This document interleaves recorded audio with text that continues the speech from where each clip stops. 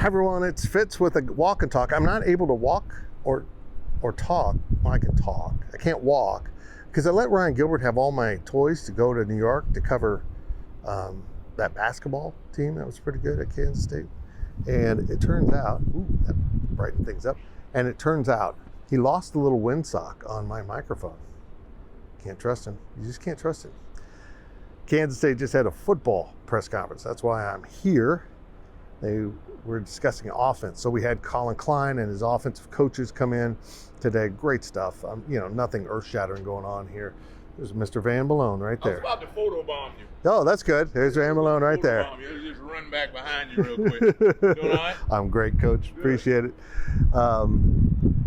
Colin was great. I mean, he really was. But he has his full room right now, which is interesting because really none of the other coaches can say that. We've got players at Kansas State that are out all over the roster. Again, it's not as bad as last year, but Trayshawn Ward is a little bit limited. DJ Giddens isn't going right now. The tight end room's been depleted. The offensive line room, for example, Taylor Portier is way ahead of where he was a year ago. But he's still not taking full contact. So here are some of the headlines from each of the coaches. Colin Klein just loves his room, and who wouldn't? And Jake Rubley isn't established as the number 2. It's still a fight. Adrian Lara is someone we don't discuss, but he, like Coach Kleiman, just raves about his arm and how he can make any of the throws. So getting more comfortable in the system after being the redshirt quarterback is really a key here. And of course, we talked about Mr. Avery Johnson needed to get a little weight on his bones, but he also is realistic that he wants him to stay athletic and elastic, as he said. And that's a concern with Will Howard. We talked about his weight, being mostly muscle mass, but how he needs to lean out. Receiver room is a work in progress. Coach Middleton admitted that he is a work in progress too. He's learning along with his players, but having Seth Porter and Phillip Brooks, 2 veteran receivers, has really helped him quite a bit. The tight end room with Brian LePack, he's missing, of course, Ben Sennett and some of his top guys. So he's really focused on 3 young guys, working on them, trying to get them ready. And he says all of them do something really well, but they also have deficiencies that they need to improve upon. And the most interesting thing, of course, the offensive line for me with Connor Riley.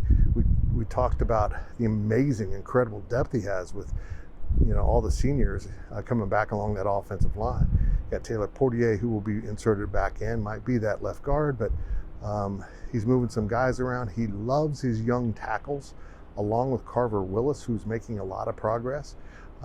So Andrew Linegang has been moved inside to be more of an interior lineman than what maybe we thought. We thought maybe it'd be a tackle, but he said interior. So maybe he's a potential offensive center once they run through that cycle.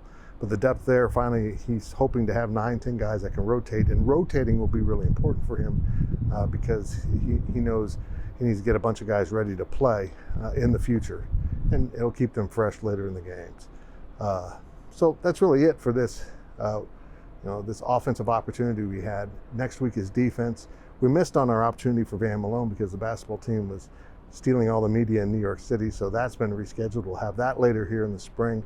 And of course, no spring game, as Coach Kleiman continues to do what I approve of, is not play a meaningless game, use it as a 15th practice. But I will continue to say there needs to be some kind of spring football celebration, even without a game, that'll bring people to town and kind of engage them in the product. But that's it. It's good to be back walking and talking. And here, this one's for Ryan Gilbert. Might be walking into the wind a little bit right here. But Ryan, I too can walk and talk, but I do like that studio when I can sit on my butt and just babble on. That's it. Make sure you're subscribing to GoPowercat. Make sure you're subscribing to this YouTube channel. Make sure you're following along with our podcast, because that's where I'm headed right now. Another edition of the PowerCat podcast drops Thursday morning.